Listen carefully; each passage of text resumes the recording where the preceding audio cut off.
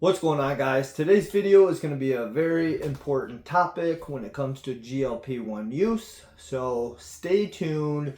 This is the next video in the Nexus Research Lab educational series, and this is going to be about exercise. What types of exercise make sense and what does not make sense and why.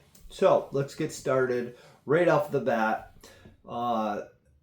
GLP-1s in the past, things like Ozempic and tirzepatide, use such heavy-handed GLP-1 antagonism, which would slow down digestion. And with this, you would take in much less calories. You were always feeling full. It takes away the hunger drive as well.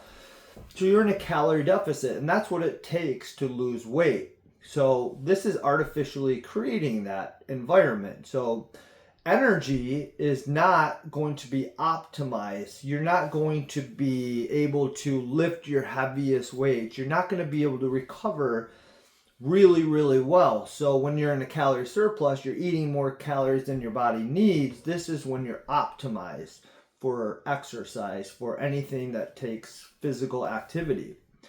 So we're already in this calorie deficit because of this GLP-1 antagonism. So we're not going to be optimized. So we have to be very careful about how we approach exercise, because losing muscle is the worst thing that you can do. And that's why Ozempic and tirzepatide were not great options, because that's exactly what happened. People were undereating so massively that they weren't getting the protein that they needed, and they didn't have the energy demands, because organs always take precedence when it comes to needing the energy that you're consuming, that small amount of energy, and especially the amino acids that are within the proteins. And these proteins, what will happen if you do not have all the ones that are necessary, it will literally break down your muscle. Your muscle is essentially a storage tank for amino acids. Organs always have the priority, so it will break down the muscle and take those amino acids and repair and maintenance organs first. So muscle will get eaten up. So you have to be very strategic about your nutrition and also about your exercise, because you cannot overdo it. So when it comes to the types of exercise, cardiovascular is going to be one that is not going to be prioritized in this moment. I know most people reach for or attempt a lot of cardiovascular because they're trying to burn energy, but you're already in a calorie deficit. That's not going to be the priority here. The priority is going to have to be resistance training. And this resistance training is going to have to be fairly specific, because you can't do a lot of volume. You can't have a lot of intensity. You need just enough intensity for the body to want to maintain and keep the muscle that it has. You need to have forces applied to those muscles. So you need to make it challenging, but not so challenging that you're breaking that muscle down and not able to recover.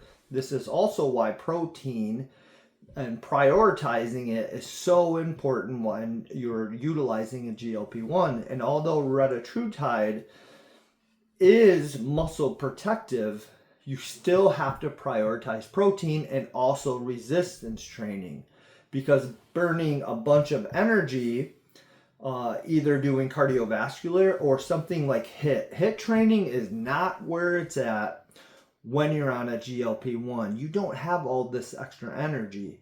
So that is not a great strategy. Again, you want to have lower energy output. That's very productive.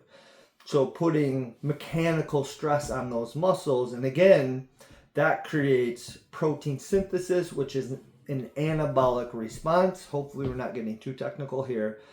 But you need to have an anabolic response, because anabolism or anabolic, if some people know anabolic steroids, those are muscle building or muscle protective. So that's a state that you want to create, and you're not going to create it very well doing high intensity exercise or cardiovascular exercise. So for the time being, when you're utilizing these, we're going to put that aside. For the most part, you can do some low intensity longer duration. Zone 2 is what they call it. So it's going to be a heart rate between 115 and 135.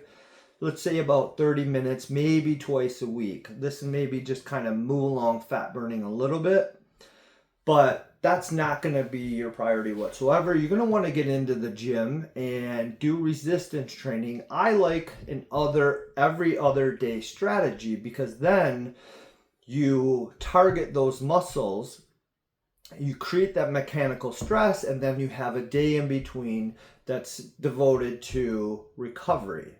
And the next day, you're going to maybe do the first day you can do upper body, second day do lower body, and then the third day do full body and core.